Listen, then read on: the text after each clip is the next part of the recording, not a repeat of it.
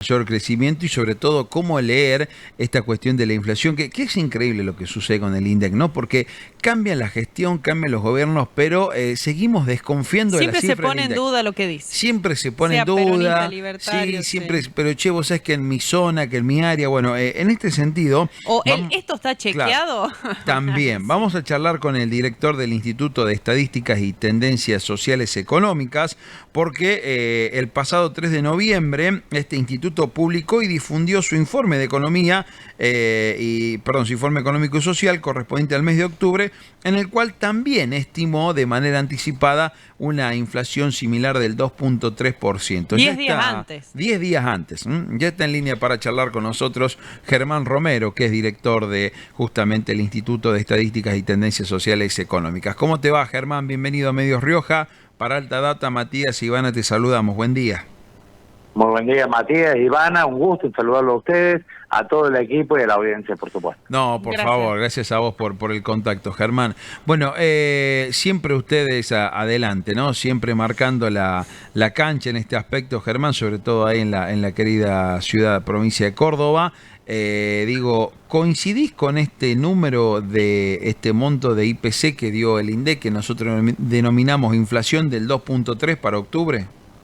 Bueno, indudablemente, Matías y Ivana, sí coincidimos porque hemos medido el mismo porcentaje de incremento. De todas maneras, como para que quede claro a la audiencia, obviamente que ahora se debe replantear la metodología de medición. Nosotros utilizamos la misma metodología que el INDEC. Y cuando la gente dice, no, ¿cómo puede ser 2,3%? Ustedes lo referenciaban recién, si en mi zona, en el negocio, en los productos son más caros, aumentaron más.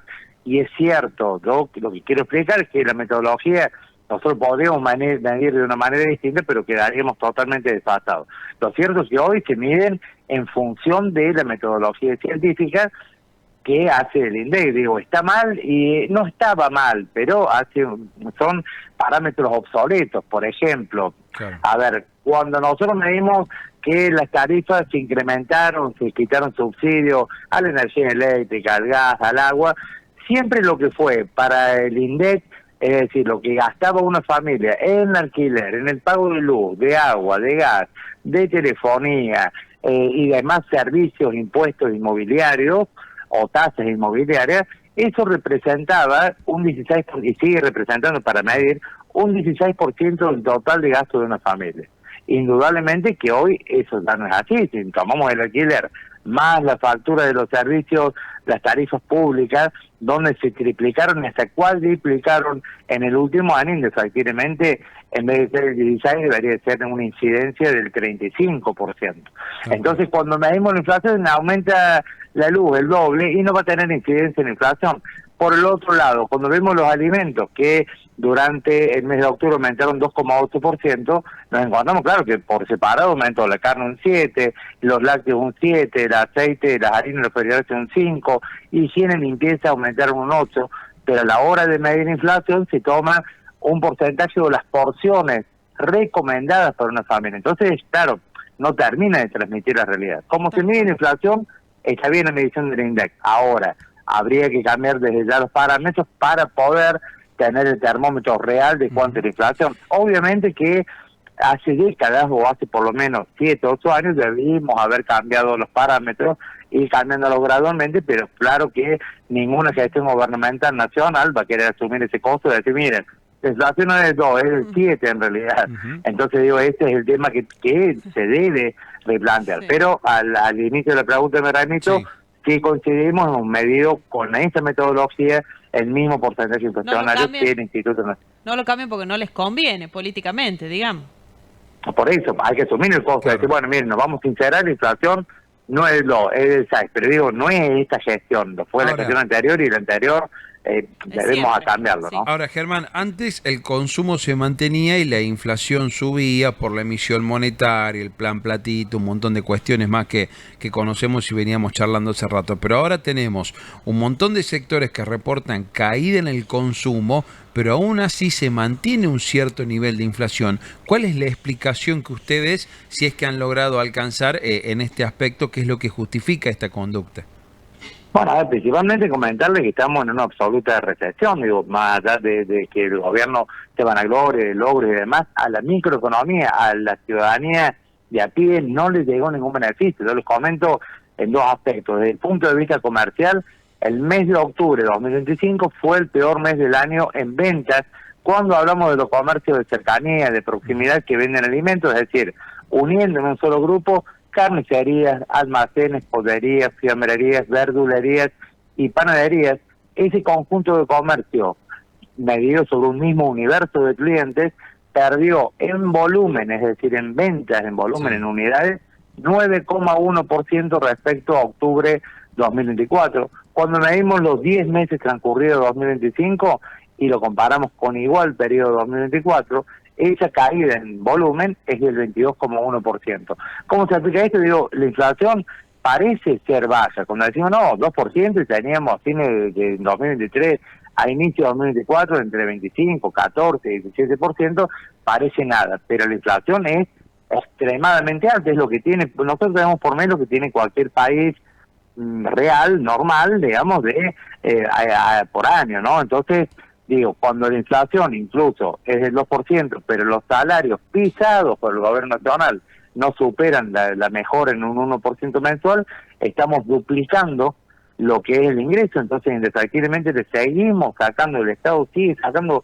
o la inflación sigue carcomiendo el poder adquisitivo de las familias. Entonces, en todos los sectores en general, abrupta caída. Nosotros de nuestro instituto hemos medido de la alimentación, trabajamos también con informes de cambio, digamos, porque reportamos nuestro territorio, y esto da resultado, caída en la venta en todos los aspectos. Digo, la industria lo sufre, todo el arco productivo hasta llegar al último eslabón de la cadena de comercialización. Pero por el lado social, si me permiten, digo, los indicadores sociales no mejoraron un ápice, no mejoraron nada en el último tiempo. Es decir, todavía seguimos con un 58% de las familias que no pueden acceder de manera satisfactoria a la canasta alimentaria, y eso significa que una familia que debiera, por mínimo que sea, pero debiera comer lo esencial, con un abanico nutricional, es decir, un poco de leche, un poco de carne vacuna, un poco de pollo, hoy están comiendo lo que pueden, como pueden, endeudándose. Entonces la situación es sumamente delicada, ¿no? ¿En cuánto se endeuda la familia para comprar comidas? Bueno, miren, 9 de cada 10 familias están financiando alimentos. Un porcentaje ínfimo lo hace por conveniencia. Si bueno, tengo la tarjeta, hay una promoción, 2 por 1, 2 cuotas sin interés, vos lo compras. Pero la gran mayoría lo hace lo hace como no tiene otra salida. Entonces, hoy se están endeudando con dinero prestado un 9%, un 38% exactamente igual se endeuda con tarjeta de crédito, y otro 38% lo hace el fiado. Y respecto al fiado, digo, porque en el imaginario popular quedó que el fiado es aquello antiguo, simpático, uno se imagina una señora, un señor mayor con una libretita. La verdad es que hoy el fiado es uno de los indicadores sociales más duros que tenemos, más allá de la alimentación en sí mismo, porque habla de las familias que han agotado su cupo en la tarjeta de crédito, que han colapsado su tarjeta, que están pagando el mínimo, que no tienen más chance de seguir invirtiendo, migran al fiado. Pero el fiado, digo, como indicador duro que es, también representa una morosidad del 26%, incobrabilidad del 17%, entonces digo, más allá del perjuicio que le va a generar el comercio, la primera alarma que se enciende es decir, si la familia hoy, para alimentarse, se tiene que endeudar, pero se le cortó el canal 1, que era la tarjeta de crédito, se le corta el canal 2, que es el fiado, recurren a préstamos particulares, financieras particulares con la usura, que eso significa. Entonces digo, la primera preocupación es cómo en adelante, claro, a medida que se caiga en esas fuentes de financiación, cómo se va a alimentar esa familia. Tal cual. Sí, Germán, yo preguntarte, ¿cuál es la expectativa de cara a diciembre? Habitualmente el último mes del año, por las fiestas, la cercanía de las vacaciones y un montón de cuestiones más, suele ser un mes en el cual el consumo se activa o algunos índices mejoran. Digo, ¿tienen esta expectativa o como viene la mano, como vienen los indicadores, sin duda podemos llegar a tener un diciembre también con números a la baja?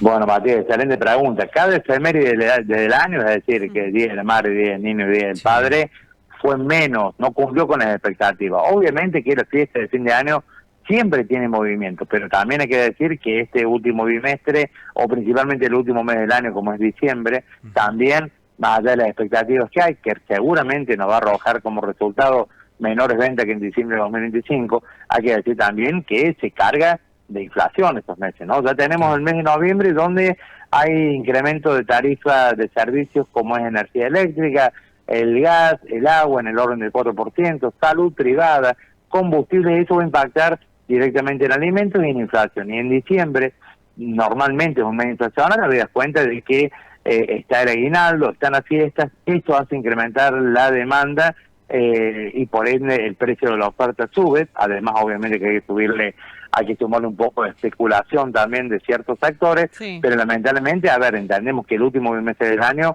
no va a ser factible volver a perforar el 2% del piso inflacionario que tenemos hoy. Ahora, Germán, preguntarte también, porque este gobierno, y temprano charlamos con el presidente de la Cámara Argentina de Comercio y Servicios, que se habla todo el tiempo de que los argentinos saquen los dólares debajo del colchón, que los gasten, que ayuden a que la economía se mueve más.